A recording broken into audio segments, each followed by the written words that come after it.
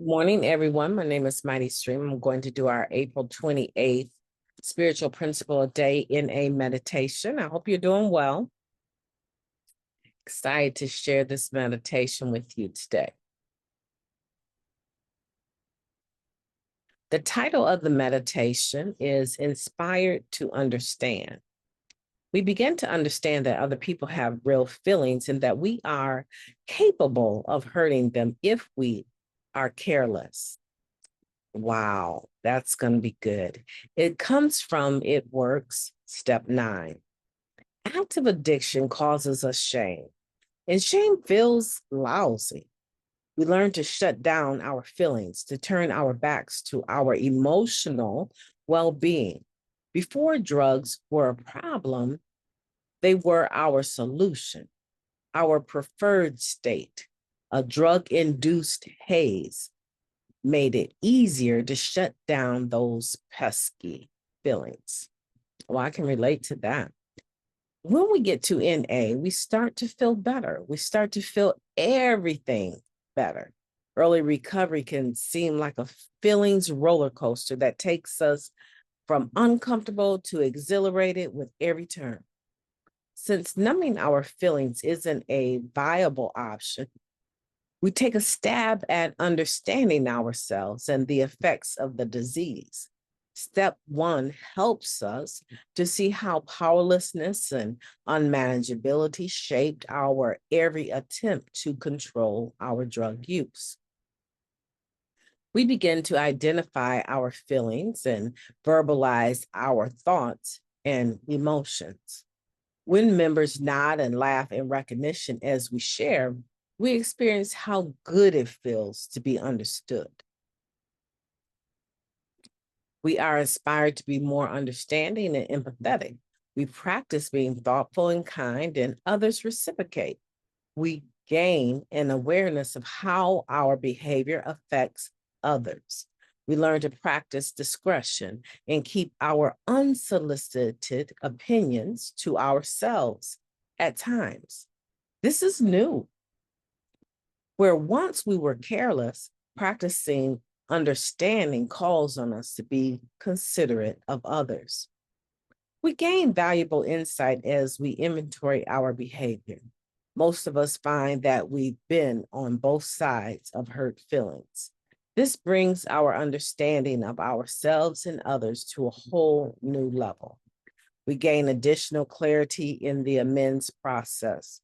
We rally the courage and willingness to meet with the people we have harmed, to own our mistakes, and to change our behavior.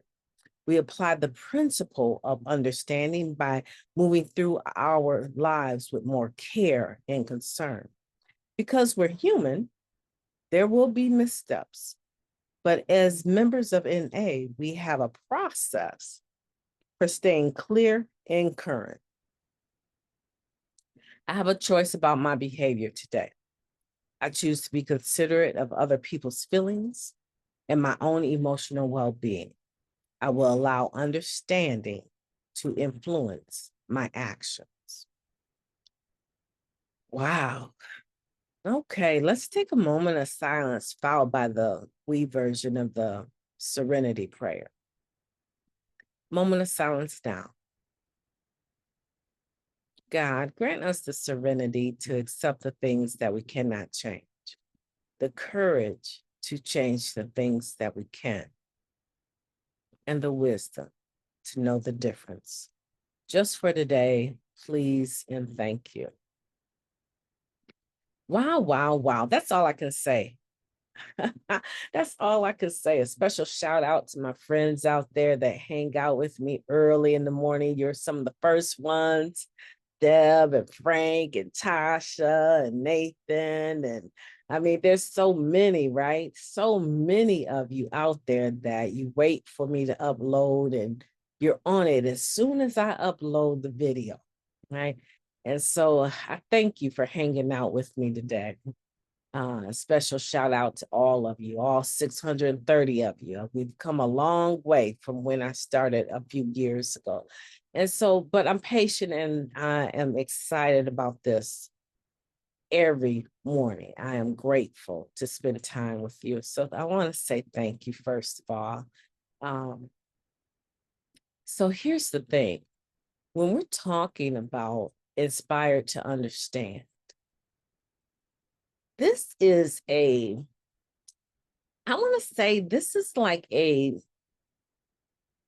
character change, a character defect being molded and worked into a character asset. I want to repeat that because that's the first time I've ever said that in that way. This right here, being inspired to understand, this April 28th meditation is talking about taking our character defect of intolerance and inconsiderateness, usually based out of anger and resentment as the character defect that those behaviors, those shortcomings stem from. Okay. So that's what we're talking about here. And we're talking about over time, that character defect being reworked into a way where now it is a character asset, the ability to not be intolerant. Now we have tolerance, to go from impatience to having patience, to go from being rude and obnoxious, as mentioned in the Just for Today. Some of us were those people that other people could not stand to see coming into the room because we were rude, we were obnoxious. I can just speak for myself. I know that I was. I know that I was.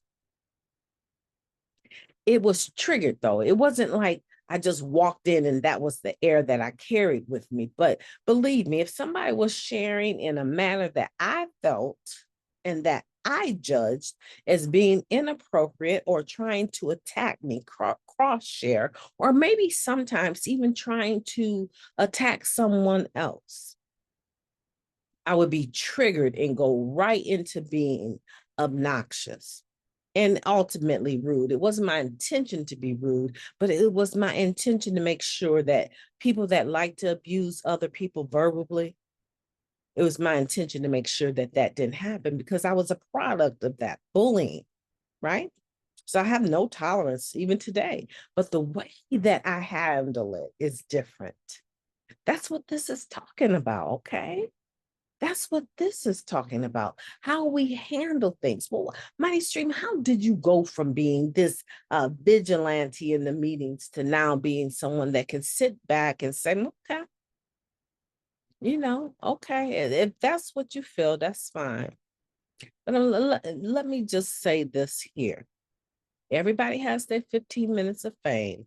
If that's how you feel, that's fine. I could sit back, nod my head, and just know in my whole spirit that this will rectify itself without me even getting my hands dirty, without me even getting my mouth into the game. I can pull back and just say, you know what, I can be humble today.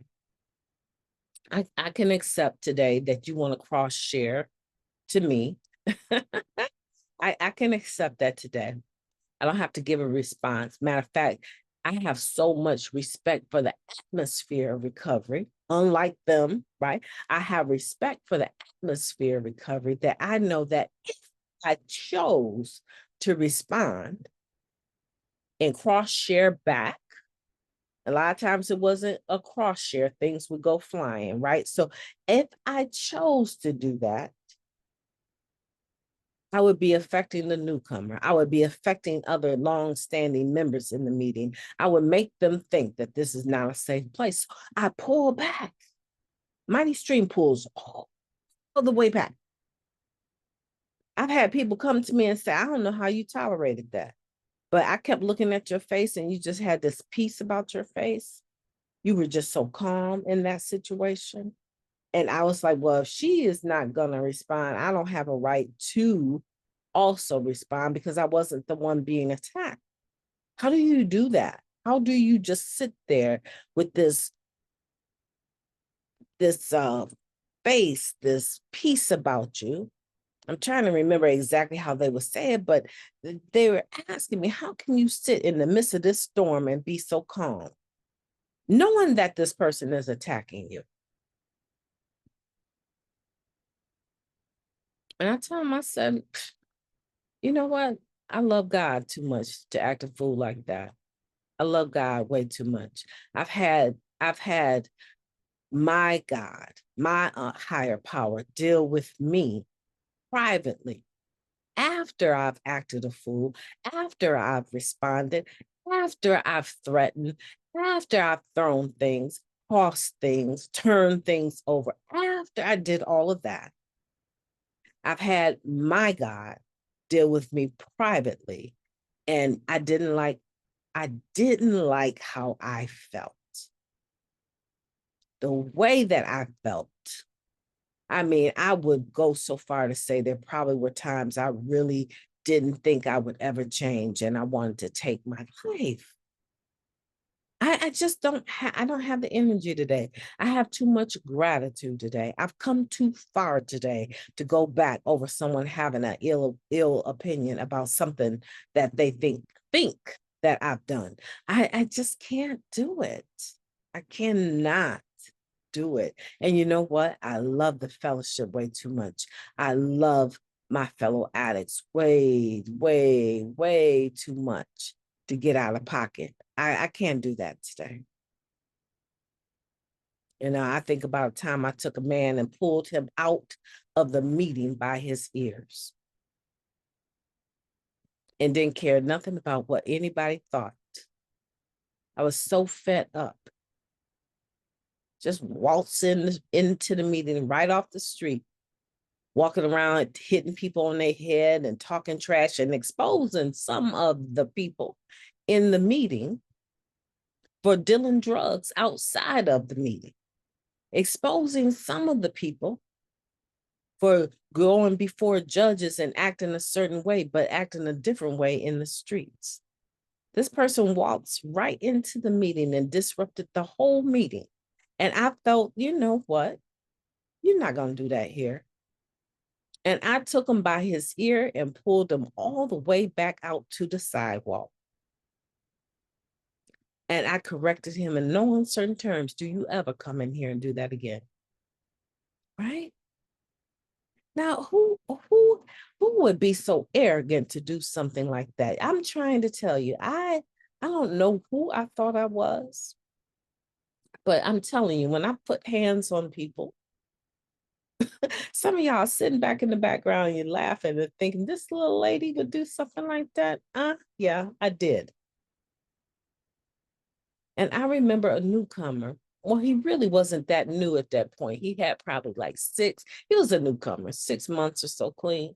And I remember him walking past my vehicle, and I'm sitting in the vehicle thinking about what I have just done. The meeting is over, and he said, that was real spiritual, wasn't it?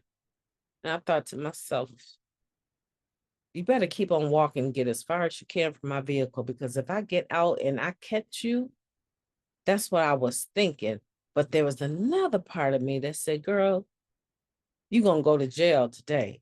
You're going to go to jail today if you don't stop. You need to sit here and just stop. And I did. But I never forgot the boldness that it took for that newcomer to speak that. I've never forgotten it. And it was a part of something that changed. I became entirely ready. Let's put it like that. To have my character defect removed from me.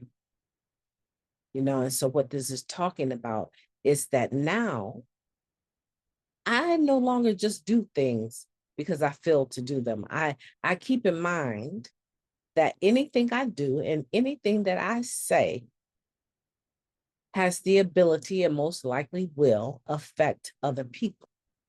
Now that's my story. That's just one story. I got thousands, right? You don't get 30 plus years clean and not have experiences, strengths, and hopes. I have thousands. But this is not so much just about me. It's also about you.